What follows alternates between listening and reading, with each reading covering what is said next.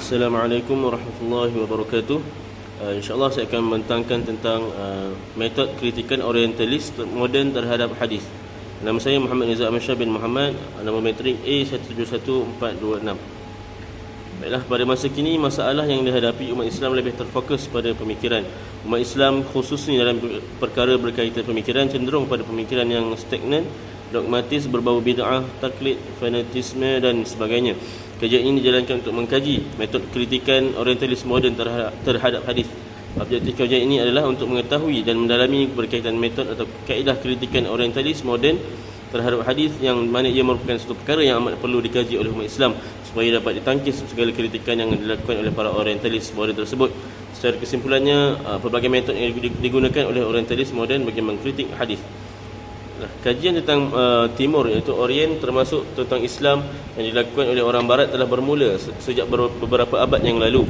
Namun pada abad ke-18, gerakan pengkajian ketimuran ini diberi nama Orientalisme. Walaupun telah banyak kajian tentang Orientalisme, tapi dalam perkembangan pemikiran kebelakangan ini, tema Orientalisme ini menjadi semakin relevan untuk diangkat kembali. Seterusnya ialah pandangan Orientalis terhadap hadis. Pandangan Ignaz Goldziher tentang otentisitas hadis dan hukum Islam. Pada pandangan Goldziher, hadis dan sunnah adalah dua perkara yang berbeza. Beliau menyatakan bahawa hadis ialah satu disiplin ilmu teoritis dan sunnah adalah ringkasan aturan-aturan praktis. Satu-satunya kesamaan sifat antara keduanya adalah bahawa keduanya berakar secara turun-temurun. Beliau menyatakan bahawa kebiasaan-kebiasaan yang muncul dalam ibadah dan hukum yang diakui sebagai tata cara kaum muslim yang dipraktikkan dinamakan sunnah atau adat, kebiasaan keagamaan. Namun bentuk yang memberikan penyataan tata cara itu disebut hadis atau tradisi. Selain itu, Goldziher menyatakan bahawa perbezaan sunnah dan hadis bukan sahaja dari makna itu sendiri, tetapi juga wujud perbezaan dalam teori hadis dan sunnah. Beliau mengatakan bahawa pengertian sunnah dan hadis adalah berbeza. Hadis merupakan berita lisan yang bersumber dari Nabi, sedangkan sunnah menurut penggunaan yang lazim di kalangan umat Islam kuno merujuk kepada permasalahan hukum atau hal keagamaan. Suatu kaedah yang terkandung dalam hadis lazimnya dipandang sebagai sunnah, tetapi tidak bererti bahawa sunnah harus mempunyai hadis yang bersesuaian dan memberikan pengukuhan kepadanya. Bahkan mungkin juga sebaliknya, bahawa isi sebuah hadis justru bertentangan dengan sunnah. Di sinilah perbezaan yang paling fundamental antara sunnah dan hadis yang dinyatakan oleh Goldziher. Perkara ini menjadi kerangka dasar pandangan Goldziher tentang keturunan hadis. Bagi Goldziher, konsep Islam dan sunnah adalah sebuah rujukan atas adat istiadat yang terjadi saat itu, walaupun tidak menguatkan secara keseluruhan. Bagi Goldziher, hadis tidaklah memiliki kemurnian sama sekali, walaupun tetap memiliki kedudukan kuat sebagai sumber ajaran Islam. Seterusnya ialah keraguan kesahihan hadis dalam masyarakat Islam pada abad pertama oleh orientalis. Keraguan Goldziher tentang keabsahan dan keturunan hadis bukan sahaja ketika ia mengemukakan makna hadis dan sunnah yang kemudian menjadi rujukan dan mendapat kedudukan dalam Islam.